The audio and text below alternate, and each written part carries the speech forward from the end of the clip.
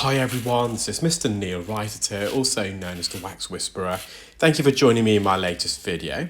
This is of a patient who originally attended 18 months ago, and after removing their wax and dead skin, I noticed quite a significant erosion of the ear canal on the base, the floor of the ear canal. And there was some hardened dead keratin that was embedded, and it looked a bit nasty, and I informed the patient that I should be referring them for an ENT appointment. However, in the UK at the moment, the waiting list for an NHS ENT appointment can be anywhere between 12 and 18 months. And I was a bit worried that the patient may have had a canal cholesteatoma developing, which can be quite serious if untreated.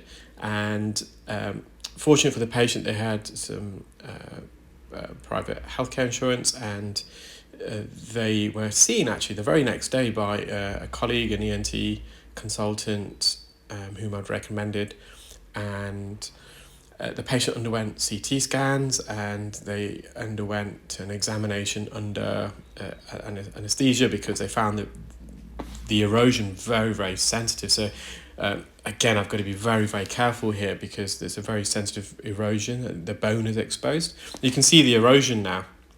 So there's quite kind of like a crater that's developed on the floor of the ear canal. And what can happen here, skin can collect, as it has done today. So the skin that lines the ear canal and eardrum, as it dies and sheds, it moves sideways typically in most people, laterally, like a conveyor belt out of the ear. So it's a continuous cycle. Your ear secretes skin. That skin dies and it sheds and it migrates and it's replaced by another layer of skin. So it's a continuous cycle, and that movement, that conveyor belt of dead skin out of the ear, it also helps remove any wax that's sitting on the surface of the skin. But when you've got a dip and erosion like this, the skin gets trapped. It can't migrate. It's like a well. It's fallen into the well, and it forms a plug, and that plug of dead skin can get infected, and it can start eroding the bone around the ear canal, called the temporal bone. So we call that a canal cholesteatoma. It can be very dangerous and possibly even life-threatening if it's not treated. They are quite rare.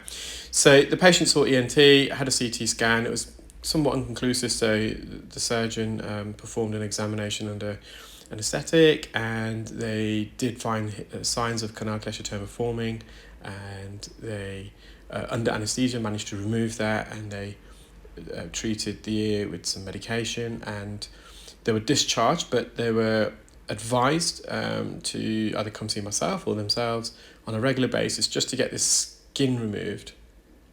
And you can see we've managed to remove the plug of skin, and we're just going to mop up all this dead skin that's now failing to migrate. It's a thin layer of skin. We're just trying to get as much out as we can, and they're going to come regularly. In fact, there was a piece of hardened keratin. You'll see this in a moment. It's not visible at the moment to the naked eye because it's concealed by some other layer of skin. And we've just got the patient to use some sodium bicarbonate drops just to soften that skin before returning to have that removed, because you've got to be careful that itself doesn't then form into a cholesteatoma. Now, we're seeing the patient on a regular basis, so it's unlikely to occur, but we just want to be prudent and make sure we are on top of this. As you can see, it's not infected, this crater, and what you're seeing in the middle of the crater is the bone. It's the temporal bone. So the skin that lines the inner 2/3 of the ear canal, the bony part where we are now, where this crater is, it's a very thin layer of skin, less than 0.1 millimeters in thickness, and you can see that here. Whereas the skin that lines where we are now, the outer part of the ear canal, it's about 1 millimeters in thickness. It's a lot thicker. And so the skin that lines the inner 2/3 of the ear canal, the bony part, it's directly attached to the bone. There is some periosteum, which is like a layer separating the skin and the bone, but a very, very thin layer. And that's what supplies all the blood. It's full of rich in blood vessels. But other than that, you're just literally on bone. So all that is bone. We're going to be really, really careful. And that's why the patient initially had an examination anaesthetic. They tried a local anaesthetic, but it was just too uncomfortable for the patient.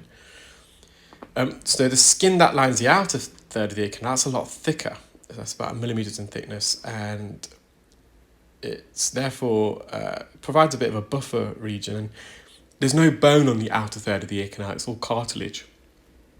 Cartilage is less sensitive and more flexible than the bone. The bone's rigid, so you can't maneuver the bone.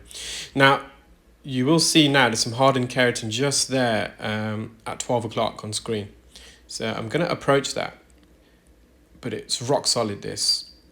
You can see the patient flinched a little bit, so we left that. It was rock solid, so just going to use some sodium bicarb just to soften that. Now, it's not in the core of the crater, it's on the side wall, so, but nonetheless, I just want to get that removed. So the patient's going to return after using sodium bicarbonate drops. I mean, they could have just used sodium bicarbonate drops, and the next time they come, every 6 months they come in, we could remove it, but they're going to come sooner than that. So in a normal ear, you just wouldn't see all of this. This will all be the canal wall. There'll be no crater. You can see how it dips and it comes back up again. So we've cleared that quite nicely. You're going to get obviously a bit of skin around the edge that's teared away, but it's not inflamed, it's not infected. There's the eardrum over the crater. Again, I might just go in, just getting bits and bobs out. I'm very pleased with what we've done. It's all the kind of yellowy bits that are removed earlier. They're the bits that are of main concern, because that skin has been there for longer. Any lighter shade of skin, that's just fresh skin, that's just dying and shedding. It may not even be fully shed, so really pleased with that. Same patient, this is the writer. The writer is really, really narrow actually. So I've just gone in with an ear hook, and I'm going to go to the back part of the ear canal, and I'm going to position the hook there. You can see I'm using the hook to stretch the ear open, and I'm on the back part of the ear canal. I've just rotated the hook 90 degrees, but it just went through the wax and skin like a hot knife through butter.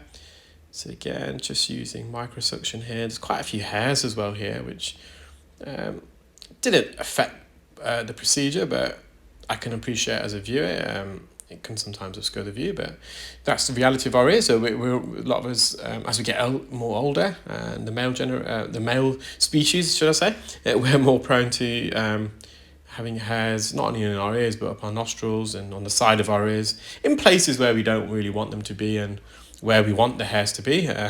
The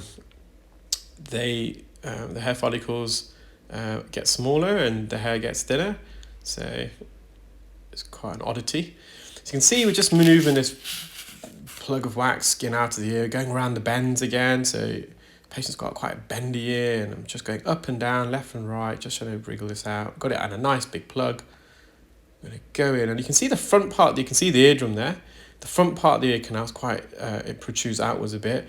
Now they have also got a little dip in the ear canal here, where as we enter the ear, it goes down and comes back up, which is most people have, and the ear canal goes up around about 32 degrees inclination in an upwards trajectory. That's the average, but there's no erosion here. So although there is a dip, the skin's not really, there is a layer of skin here, mind you, which I'm peeling away, but there's no dip, there's no well here. So I suspect once upon a time the patient's left ear was very similar in anatomy to this. But for one reason or another, cotton bud use can sometimes lead to an erosion of the ear canal. If you're constantly picking in your ear and damaging the skin. I'm just peeling around the edge. You've got to be careful because it was a bit of clarinetting on this side, so we don't want to overdo it. I think I'm just going to get this bit, and then I think I'm going to leave it. Well, there's a bit there. I'm sure I went back for this bit. Got to be careful, don't overdo it. So when you remove skin like this, it can squeal, it can be quite noisy for the patient. You can hear it a lot better now. It's just a bit at the top. That's, again, on the cartilaginous portion there, you can put a bit of pressure. You can just see how bendy that ear canal was. The front part of the eardrum was kind of somewhat hidden. Well, I hope you enjoyed that video, guys. Take care, keep well, speak soon, and yeah, I shall upload some more videos in due course.